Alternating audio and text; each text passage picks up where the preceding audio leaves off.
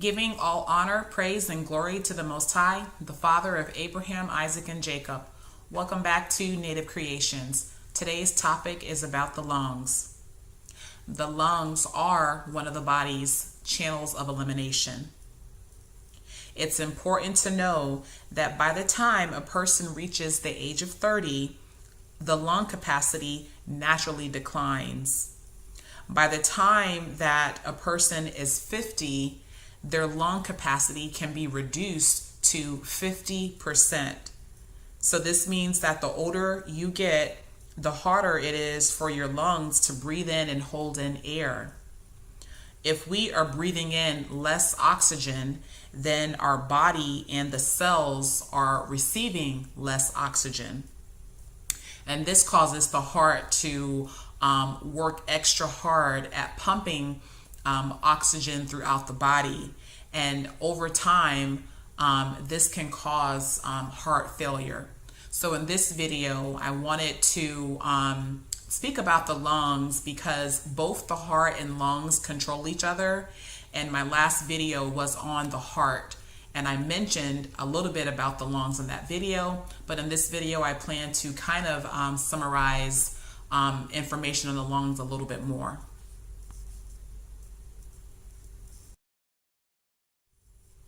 Functions of the lungs. So the lungs pick up oxygen, they expel carbon dioxide, they are responsible for proper vaporization, they provide respiration, and they are responsible for good circulation.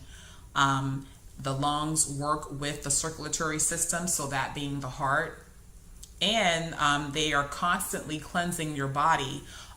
So for 24 hours out of every day, when they are getting rid of that carbon dioxide, they are eliminating waste from your body, and this is part of the cleansing process. So just like the colon excretes waste from the body, your lung gets rid of stuff from the body as well. And I've done another video in the past about asthma in children, and I spoke a little bit about the lungs on there with regard to someone being younger. And so I listed some things that you can do to, practice for breathing techniques if you feel an asthma attack or episode coming on. And, just some things you can do to help assist the body if you're having some respiratory problems.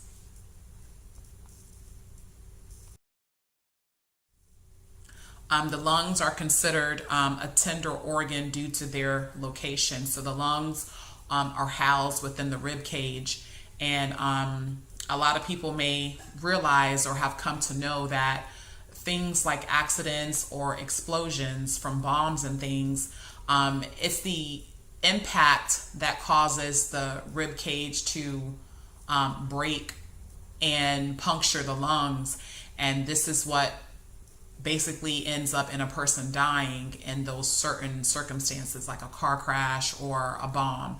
So because the lungs are located within the rib cage, you have to be very careful about things that you do, because you can go for a while without food and even water, even sleep, but in a very short time without proper oxygen in your body, you can die.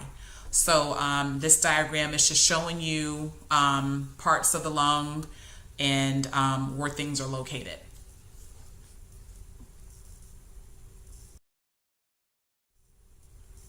There are many illnesses that can come from having poor lung health, and so I've listed some of them here on the screen. Things like asthma, COPD, which is known in the medical field as chronic obstructive pulmonary disease, but in fact it is a disorder.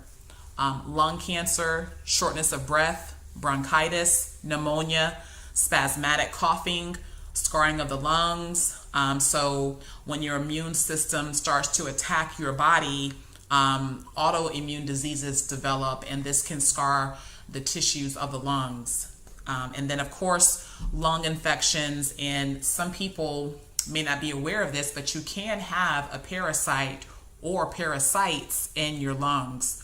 So these are some of the things that people come down with. when they have poor lung health. When dealing with your lungs, it's important to understand that it's not, a one thing fixes all. There are different conditions of the lungs that a person can be dealing with and not know it. And if you're taking something that's not meant for that particular lung condition, you can have contraindications and cause the illness to become worse. So I'm going to talk about the 4 different types of lung conditions that you can have and the symptoms that go along with them. The first one is having a cold, damp condition of your lungs. If you have this type of lung condition, there are symptoms that you will notice, such as excessive amounts of mucus, chronic bronchitis, a head cold, you've got chills, you're wheezing, you may have sinusitis, and walking pneumonia. So there are certain things, if you're going to take a natural approach to your health to correct your lungs, there are certain things naturally that you would want to stay away from because it can contraindicate this condition of the lungs. So there are certain things that you take for this type of lung condition. You can't just grab lungwort and Mullen all the time to fix things with the lungs. Like I said before, each condition requires different things. You can have a cold, dry condition. Symptoms would be a dry cough. So when you cough, you maybe can feel it in your chest. You can hear it. It may be very loud, but nothing is really coming up. So it's what's considered a dry cough. Nothing, no sputum or mucus came out of your mouth. You may have chills. Again, mucus or sputum that is hard to expel, so it's hard to bring it up. It's there, but it's not able to come out. A dry mouth and wheezing. These are all symptoms of a dry condition of your lungs. You can have a hot, damp condition of your lungs. Symptoms include inflammatory pneumonia, sinusitis, a sore throat, a fever, excessive mucus, tonsillitis, bronchitis, lung abscesses, and bloody mucus. And the mucus doesn't necessarily have to just be bloody. It can be a mixture of like a yellow to greenish color, white even, or you may just see a lot of blood in the mucus, but these are definite symptoms and signs that you have a hot condition of your lungs. And then the last one is the hot, dry condition. So you'll have inflammation, you'll have pertussis, which is known as whooping cough. Again, blood, but it'll be small in the amount, so a little bit may come up and the rest is really hard to get out of your chest. But whatever does come out does have like that bloody looking texture to it or color. You'll have a fever, a dry cough, your tongue will be extremely red, and you will have swollen tonsils. So when you go to an herbalist, again, if you're taking the natural approach to your health, or you go to an herbal store, you have to be sure that you understand what condition of the lungs that you have, and make sure that they know it too. If they don't know about these things, you might want to consult someone else who does in order to get the right herbs or oils, whatever it is you're taking to fix your lung or respiratory illness. Because not everybody who practices and studies herbs understands the body correctly. So you've got to understand how the organs work in order to understand which herbs will correspond or give intelligence to your organs. Another frequent or common thing that a lot of adults, especially older adults, like the elderly, are coming down with is asthma. So asthma in adults, the key thing here is to increase your intake of water. I can't stress that enough. You need water anyways, but when you're dealing with asthma as an adult, especially if you're a much older adult, you must increase your water intake. You have to. So asthma is an allergy, and it can come from things like mold, insulation, dust, mites, carpet, hair dander, toxic chemicals, and many other things. In my video on the heart, I talked about the fact that, women who must, have their nails painted or done up really nicely, when you sit in those salons and you go there to the nail salon to relax and to get yourself beautified, you're actually doing more harm than good because you're destroying your lungs. Long term of going to these places all the time, you will start to see a decline in your lung health. If you notice, a lot of those places don't have windows that are open. It's just you walk into a room and the door may open and close a lot because of the customers. Sometimes the door may be left open, like propped open, but there's still not enough circulating air. Even some of them that have the fans that are running, you have to ask yourself, those ceiling fans, how often are they dusted? Because dust is going to contribute to lung issues as well. So when you're sitting in that salon, it can even be a hair salon, but if you're sitting in a nail salon, all of those chemicals that they use and all those products are damaging to the lungs. And if you notice, a lot of the nail technicians, they have their face covered, their nose and mouth is covered, or even their eyes with some type of protective equipment, some type of PPE. They're covering their eyes so that in case if something splatters, their eyes are not getting burnt up by the chemicals, or, they're dealing with your nails, they're dealing with paint, alcohols, all types of things that if they spill or become mixed with other things, it can cause a severe chemical reaction, and they want to protect themselves. But you, the customer, paying for these services, your health is being compromised.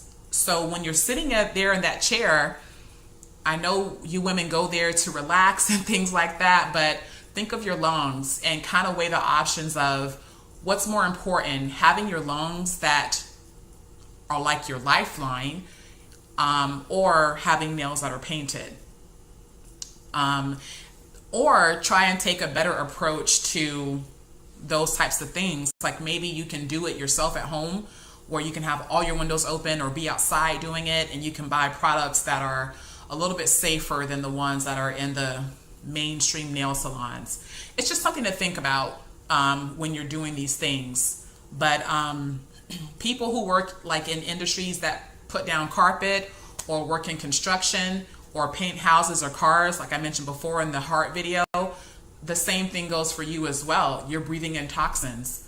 The carpet and all those layers of insulation that you use to put down carpet and flooring or whatever, you're breathing in a lot of dust and chemicals, and it can affect your lungs. So just be mindful of these things. Asthmatic adults have an immune system, or their neutrophils or mast cells are not regulating the water balance. So when you have asthma or you have an asthma attack, you can give yourself a heart attack long term, because the lung and the heart control each other. When mucus clogs up your air passage, the air passage being your lungs, there is no water to be evaporated because the entire air passage is stuck and filled with mucus. And this is where the colon, yes, I have to bring it up. On my channel, I talk about that colon quite often, but the colon, different parts of it correspond to every other organ in your body, including the lungs. So you have to be careful with what you eat, because if what you eat is eaten the wrong way, meaning you're eating foods in an incompatible way and they're not being eliminated from your body, meaning you can't digest them, they're not being broken down fast enough, they're not leaving your system fast enough, these things can attribute to mucus buildup, because mucus is meant to protect your body and its organs from being burnt up by all of the acid you put into your body. So all the alcohol drinks, all of the food that produces more acid, more mucus is created to try to buffer all of that acid. But when there's so much mucus being created, for instance, one problem that can pop up is your lungs become filled with mucus, especially if you're not getting enough water. So if you're not getting enough water and your air passage is clogged with mucus, then the neutrophils, they're not performing the process of vaporization properly. They're not performing it at all. And the bronchioles become constricted, and this is how you end up with asthma. So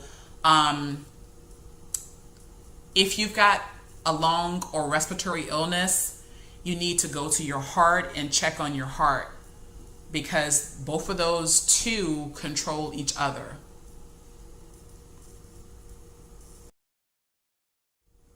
Some things that can exacerbate an asthma attack. So things like corn and wheat and dairy and gluten, these things, they don't cause asthma, but they do cause the severity of that asthma attack to become greater or more difficult.